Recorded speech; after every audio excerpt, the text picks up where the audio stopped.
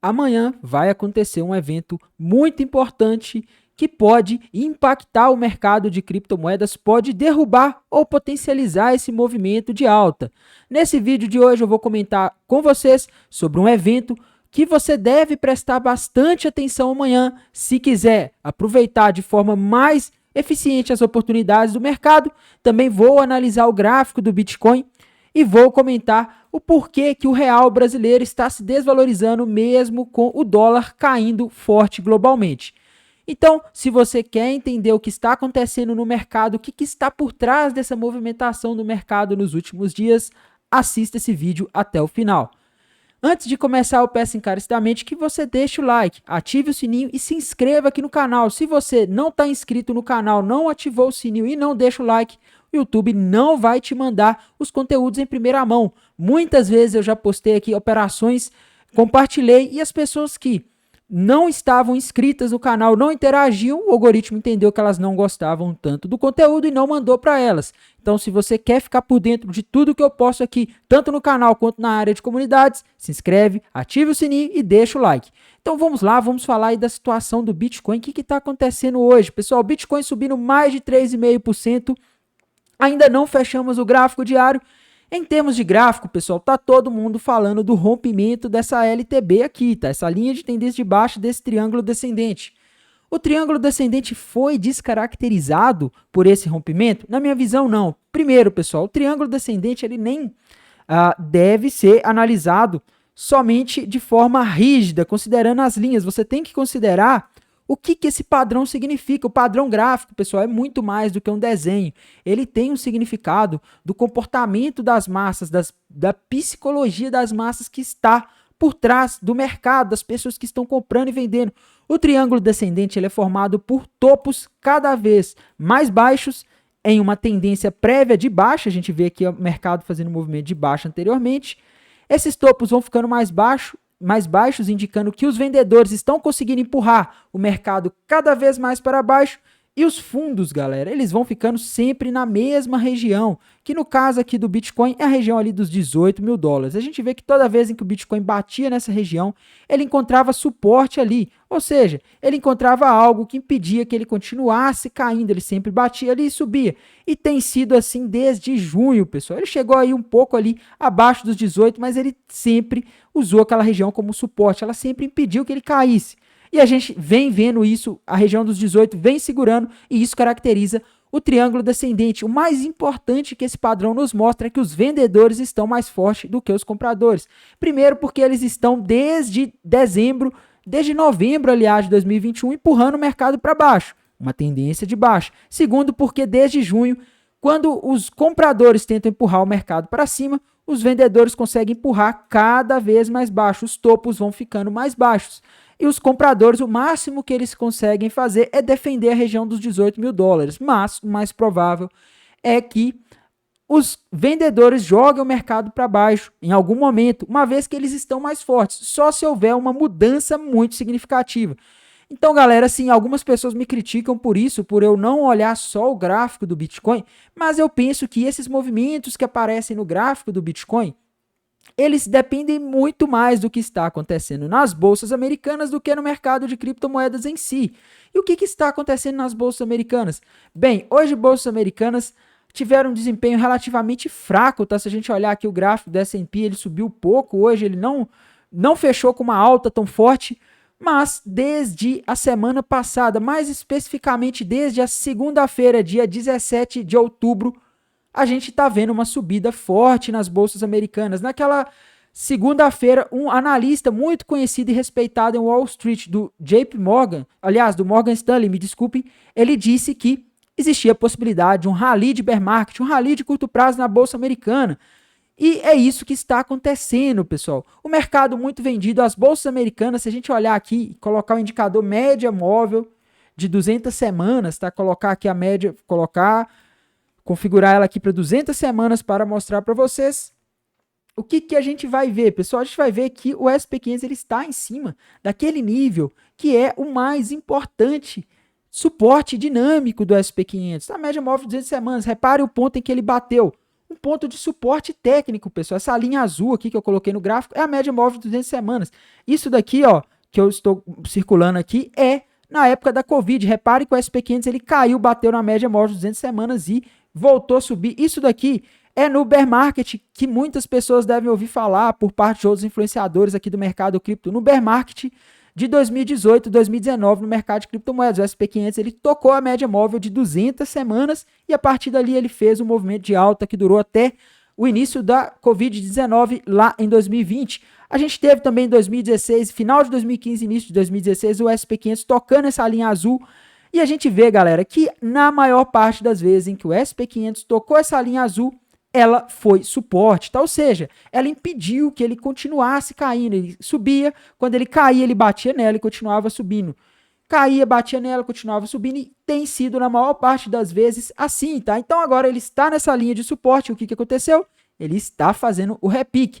Quer dizer que as coisas mudaram, os fundamentos mudaram, o risco de uma recessão, o risco de o Fed ter que subir as taxas de juros mais do que o mercado está esperando acabou? Não, tá? As coisas continuam extremamente complicadas quando o assunto é economia dos Estados Unidos, principalmente quando o assunto é inflação nos Estados Unidos e na Europa. Mas é um movimento técnico de curto prazo, galera. O mercado bateu uma região de suporte em um momento em que todos os investidores, na verdade, a maior parte dos hedge funds estão vendidos. Esse gráfico aqui, galera, eu mostrei ontem e vou mostrar de novo. Esse gráfico aqui, ele está atualizado até maio. E o que esse dado mostra, pessoal? Isso mostra que os hedge funds estão com o maior nível de caixa desde o 11 de setembro de 2002, se eu não me engano, quando aconteceu a questão lá das torres lá nos Estados Unidos. Enfim, não vou falar a palavra, senão o YouTube vai acabar com esse vídeo. Mas enfim, desde aquela época a gente tem o maior nível de caixa. O que isso quer dizer, pessoal? Os hedge funds, eles estão com dinheiro no bolso, estão colocando dinheiro no bolso, eles não estão se arriscando tanto, tá? Com tanto dinheiro em caixa. Isso em maio, hein, galera? De maio para cá, a gente teve uma piora drástica da situação. Tanto da inflação nos Estados Unidos, que continuou forte desde aquela época, quanto da perspectiva de subida de juros. Enfim, as coisas pioraram. E naquela época já estava no maior nível dos últimos 20 anos. O nível de caixa, ou seja, as pessoas estão buscando proteção. Proteção no mundo é dólar, são títulos americanos, e esse dado mostra isso, tá? Então o mercado bateu num nível de suporte lá nos Estados Unidos no momento em que a maior parte das pessoas estão vendidas. Quando está todo mundo vendido, os mercados ficam sensíveis a essas subidas rápidas, como a gente está vendo agora. A gente teve um outro momento em que isso aconteceu nas bolsas americanas, e o Bitcoin até acompanhou, que foi lá em março de 2022, tá? A gente vê essa subida aqui das bolsas americanas em um mês aproximadamente. As bolsas americanas subiram forte, é o famoso rally de bear market, está todo mundo vendido, não tem mais pessoas para vender. E quando a situação está assim, qualquer notícia que sai menos ruim do que o mercado estava esperando ou alguma notícia boa, faz o mercado subir rápido. Isso não quer dizer que os fundamentos tinham mudado naquela época, que as coisas tinham melhorado, mas que o mercado estava corrigindo depois de fazer uma queda muito rápida. E nesse momento, essa atual situação parece mais ou menos isso, tá? Mas amanhã, na quinta-feira e na próxima sexta-feira, que vai ser o dia 28 de outubro, nós vamos ter eventos extremamente decisivos que vão confirmar se as coisas estão realmente muito ruins ou não, tá? Mas, Tainan, explica por que o mercado deu essa subida hoje, principalmente na parte da manhã. Galera, essa subida de hoje que as bolsas americanas deram e mantiveram aí até uma valorização, ela está ligada principalmente ao fato de o Banco Central canadense ter elevado a taxa de juros menos do que o mercado estava esperando e projetando. O Banco Central do Canadá elevou em 0,5%, tá? O mercado estava esperando 0,75%.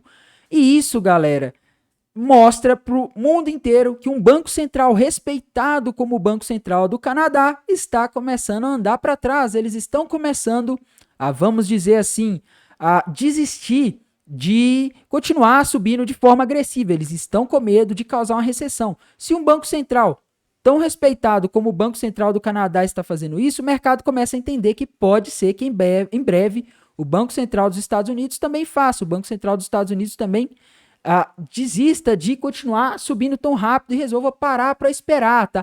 Mas, Tainan, o que falta para o Banco Central dos Estados Unidos tomar essa postura, dizer que, olha, não, podem ficar tranquilos, na reunião que vai ter na semana que vem, na próxima quarta-feira, dia 2, nós vamos subir a taxa de juros só em 0,5%, não em 0,75%. Em dezembro, fiquem tranquilos, não vamos subir mais do que o mercado está esperando. O que falta para isso? E a resposta do que falta está aqui no calendário macroeconômico. Amanhã, galera, nós vamos ter algumas informações muito importantes. A partir das 9 horas da manhã até as 11, esperem muita volatilidade nos mercados. Volatilidade não quer dizer que o mercado vai estar necessariamente caindo. Ele pode fazer os dois movimentos no mesmo dia, mas quer dizer um mercado se movendo rápido, um mercado perigoso. A gente vai ter a decisão de política monetária do Banco Central Europeu, pessoal. Banco Central Europeu, o segundo banco central mais importante no mundo, depois do Banco Central dos Estados Unidos. A gente vai ter discurso da Christine Lagarde, coletiva de imprensa do Banco Central Europeu. Então, meus amigos, embora não seja um banco central que impacte tanto o mercado de criptomoedas como o Fed, ele impacta, porque dependendo das decisões que são tomadas lá na Europa, isso pode sugar dinheiro para o euro ou fazer o dinheiro ir para o dólar novamente, o que pode fortalecer ou não o dólar e fazer o mercado ter ou não mais ou menos aversão a risco, o que impacta diretamente o preço das criptomoedas. Então, eu acho interessante para quem não tem experiência em operar nesses dias ficar de fora, porque o mercado nesses momentos de volatilidade faz muitas armadilhas. A gente vai ter o núcleo de pedidos de bens duráveis amanhã às 9h30, vamos ter os pedidos iniciais do seguro-desemprego, esse dado é importante. E a gente vai ter o PIB trimestral lá dos Estados Unidos, galera. O PIB do terceiro trimestre. Gente, esse dado é muito importante. É esse dado que é o dado do dia amanhã, tá? O mercado inteiro está aguardando esse dado. Hoje a gente não teve muitos dados importantes. A gente teve vendas de casas novas nos Estados Unidos, veio acima do que era esperado, mas teve uma diminuição em relação ao mês anterior, tá? No mês anterior foi 607 mil novas casas, nesse foi 603. Então isso mostra que o mercado imobiliário está desaquecendo. Os preços das casas vendidas nos Estados Unidos também estão diminuindo. Isso mostra que o mercado imobiliário está perdendo força por lá. Tá, não, mas isso é bom ou ruim? Isso é bom, pessoal. Isso é bom. Por quê? Mercado imobiliário perdendo força quer dizer que a economia está indo mal. Tá? A economia não está tão forte, ela está perdendo tração, e isso é bom porque isso diz que a inflação ela pode começar a cair, consequentemente o Fed pode começar a pegar mais leve. Lembrem-se, pessoal, o que está causando essa queda nos mercados desde dezembro de 2022 é a postura mais dura do Fed, quando o Jerome Powell foi reconduzido ao cargo e começou a dizer, olha, nosso objetivo agora é combater a inflação, para isso nós vamos aumentar as taxas de juros e começar a reduzir o balanço e parar de injetar dinheiro na economia. Foi isso que fez os mercados começarem a cair, e se a economia dos Estados Unidos começar a dar sinais de fraqueza, pode ser que o Fed comece a não desistir, mas ele comece a entender que ele não precisa ir tão longe mais, os mercados se animem, beleza? Amanhã, então, a gente tem que ver esse PIB dos Estados Unidos vindo pior do que esperado. É esperado um crescimento de 2,4% no PIB do terceiro trimestre. Tá? Se vier menos do que isso, é bom, porque o mercado vai entender que a economia dos Estados Unidos está mais fraca do que os economistas vêm projetando. E, consequentemente, o Fed pode pegar mais leve na reunião da semana que vem. A gente vai ter também o núcleo de pedidos de bens duráveis. O ideal é que venha também pior do que o esperado, mostrando que os pedidos de bens duráveis estão diminuindo, mostrando que está tendo menos demanda. E a gente vai ter os pedidos iniciais por seguro-desemprego nos Estados Unidos. São projetados aí 220 mil novos pedidos por seguros iniciais, por seguro-desemprego. O ideal é que venham mais de 220 mil, tá? Esse dado aqui precisa vir maior. Por quê, pessoal? Se tiver mais pessoas pedindo seguro-desemprego do que o mercado espera, quer dizer que o mercado de trabalho está perdendo força, consequentemente há menos demanda e, consequentemente, o Fed vai pegar mais leve, o que é bom para os mercados, inclusive para as criptomoedas que sobem quando o Fed injeta dinheiro na economia e cai quando o Fed tira dinheiro da economia, beleza? E sobre o Banco Central Europeu, cabe a gente prestar atenção. Até o meio-dia a gente já vai ter aí uma informação e eu vou estar atualizando por volta de 1h aqui no canal por meio de um short e também na área de comunidades, beleza? Bem, para amanhã é isso, e na minha visão, como eu venho dizendo, o dado mais importante dessa semana é o que vai ser divulgado na sexta-feira, dia 28 de outubro, às 9h30 da manhã, o núcleo do índice PCI. PCI é o índice de inflação que o Fed mais olha, mais do que o CPI. Lembre-se, pessoal, os últimos dados de inflação vieram pior do que esperados. Se isso aqui vier pior do que o esperado, é bem provável que essa alta que os mercados estão fazendo nos últimos dias possa ir por água abaixo, tá? E talvez a projeção daquele economista do Morgan Stanley de 4.150 pontos, foi o que ele falou lá na segunda-feira, quando eu até soltei um vídeo no dia 17 de outubro, ele tinha falado em 4.150 pontos, tá? Se esse dado de inflação lá na sexta-feira vier pior do que o esperado e o SP500 não tiver chegado em 4.150 pontos, meus amigos, é capaz que ele nem chegue esse ano, tá? Então, a coisa pode piorar muito, o mercado está esperando por isso. Por enquanto, eu vejo aqui no SP500 um fundo duplo rompido para cima com alvo lá na região dos 4.030 pontos aproximadamente. Se o SP500 sobe e o mercado de criptomoedas resolve acompanhar como tem feito na maior parte do ano de 2022, pode ser que as criptomoedas continuem subindo, tá? Mas isso não quer dizer que vá muito longe. O próprio analista que deu essa call, que disse sobre essa projeção, ele disse, isso é um rally de bear market, tá? O mercado está muito vendido. É um movimento mais por motivos técnicos, por motivos gráficos e de posicionamento dos investidores do que necessariamente por motivos de mudança dos fundamentos. A gente continua tendo risco de recessão, continua tendo os mesmos problemas que tinha antes. Hoje, pessoal, o DXY caiu e isso é muito bom para os mercados. Tainan, o que é o DXY? O DXY nada mais, nada menos do que o índice da moeda dólar. Ele mede a força do dólar frente a uma cesta de outras moedas do mundo. E o DXY aparentemente rompeu para baixo um topo duplo, demonstrando que está havendo uma diminuição da aversão a risco no curto prazo. Até quando dá para considerar essa reversão? Galera, como eu disse para vocês, tudo vai depender desse dado que a gente vai ter na sexta-feira. Se a gente vê que a economia dos Estados Unidos está fraca amanhã, nos dados de amanhã, e na sexta-feira a gente vê que a inflação veio melhor do que o esperado, ou pelo menos dentro do esperado pelos economistas, é provável que o DXY continue caindo e isso faça moedas como o Bitcoin e ativos de risco continuarem subindo. Agora, se a gente tivesse a inflação vindo pior do que o esperado, é bem provável que esse rompimento desse topo duplo aqui vai ser falso e o DXY volte a subir, os investidores voltem a buscar dólar. Quando o DXY está subindo, como está aí ao longo do ano de 2022, mostra que os investidores estão procurando segurança. Segurança é dólar, eles estão vendendo as suas moedas dos seus países para comprar dólar, isso faz o dólar se valorizar. E é basicamente isso que a gente vem tendo a maior parte do ano e a gente vai saber na segunda-feira, se a inflação dos Estados Unidos vier pior do que o esperado, é sinal de que o Fed vai subir mais as taxas de juros e o dólar vai continuar ficando mais atrativo. Mas, Tainan, me explica uma coisa, o DXY caindo significa que o dólar está perdendo força frente a outras moedas do mundo, certo? Que ele está desvalorizando frente a outras moedas do mundo, certo? E é isso, tá? Mas por que então, Tainan, que está havendo uma valorização do dólar aqui no Brasil? O real está se desvalorizando frente ao dólar, enquanto o DXY está caindo, o dólar está caindo frente às outras moedas do mundo. O que está acontecendo com o real que ele está tendo um péssimo desempenho? Galera, hoje o real brasileiro subiu mais de 1%, ele chegou a bater na máxima do dia 5,38 e fechou próximo da máxima. Isso, galera, aconteceu, essa subida do dólar aqui no Brasil aconteceu porque nesse próximo final de semana, mais especificamente no dia 30 de outubro de 2022, nós vamos ter eleição presidencial aqui no Brasil. Essa eleição é uma das mais tensas que eu já vi desde que eu acompanho eleições aqui no Brasil. É uma eleição extremamente polarizada, não estou defendendo candidato nenhum, tá? Só estou falando que é uma eleição que está sendo tensa e o mercado não gosta de tensão, não gosta de incerteza, não gosta de polarização. A gente está tendo aí muitas incertezas, o mercado está com medo. Será que essa eleição vai correr bem? Será que vai dar tudo certo? Qual candidato será que vai ganhar? Os dois candidatos nas pesquisas mais respeitadas estão muito próximos, tá? Então, assim, o mercado segue com bastante incerteza. E o que os investidores estrangeiros, por exemplo, pensam quando eles veem essa situação? Eles pensam, olha, eu não sei como que vai estar o Brasil na segunda-feira, dia 31 de outubro, depois da eleição. Não sei se a eleição vai correr bem, não sei como é que as coisas vão estar. Se existe esse risco de o Brasil ter problemas de instabilidade e riscos que eu não quero correr, eu vou tirar meu dinheiro do Brasil. O que eu vou fazer? Eu vou trocar reais brasileiros por dólar. E isso faz com que o real tenha esse mau desempenho. Os investidores estão fugindo do Brasil, pelo menos até o dia da eleição. A gente viu isso no dia da última eleição, tá? Na véspera da última eleição, o dólar que estava na região dos 5,11 foi para 5,40.